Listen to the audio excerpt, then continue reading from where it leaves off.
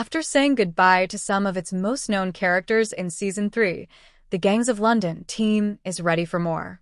The challenge is the same challenge we have every season, to keep delivering more surprises for the audience, and we still have an embarrassment of riches in the cast, obviously, with those that survived. Laughs producer Hugh Warren, we have some great things in mind, because we don't want to disappoint people. I think it's really important for the audience to understand that, by killing these lead characters, there's no predicting what happens next. That included Sean Wallace, played by Joe Cole, and Ed Damani, Lucian Samedi. It's always a shock. It was a shock when Sean died, it was a shock when Ed died. People really didn't expect that. But I think they've learned through 3 seasons to just expect the unexpected, he says. The temptation is to hang on to those characters, because they're great, but it's also exciting to keep reinvigorating the show and regenerating it. This way, each season is different and feels fresh. There's a clue in the title. Gangs of London is plural.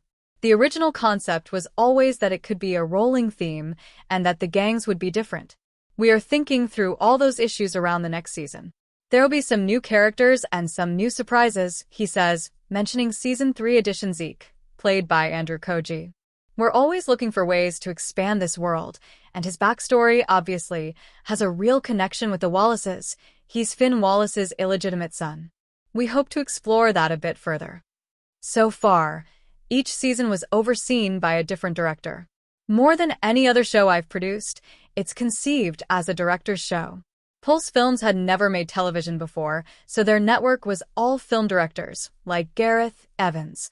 Each season we've had a strong authorial voice. Gareth, then Corin Hardy and Hong Sun Kim in Season 3. It was also really interesting for all to have Hong Soon's outsider's perspective. He certainly wanted it to feel more commercial visually. And as for the director in Season 4, we haven't confirmed anyone, but we have some ideas. There are conversations going on. Whoever ends up taking over the universe, violence will still be an integral part of the show. Gareth's famous for very balletic, extended violence sequences in the Raid movies, so that's a part of the DNA of the show. We need to maintain that.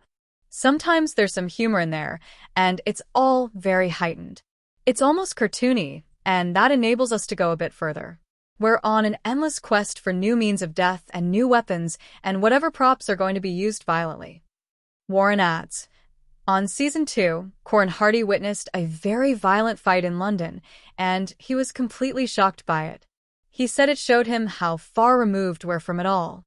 At Monte Carlo Television Festival, Warren was joined by actors Peter Raisu, playing ex-undercover cop-turned-gangster, Elliot and Narges Rashidi. Warren also opened up about another Season 3 cliffhanger, with the Mayor of London, Tanaya Miller, announcing a drug legalization plan. We're not exploring it as a political argument so much as what the impact on the gang world will be. One of the biggest industries in the world is an illegal operation that's handed to gangsters. If you remove that and turn that into a legitimate world, like that did in the US after Prohibition ended, what happens to those people? That prospect of legalization would be incredibly threatening to them.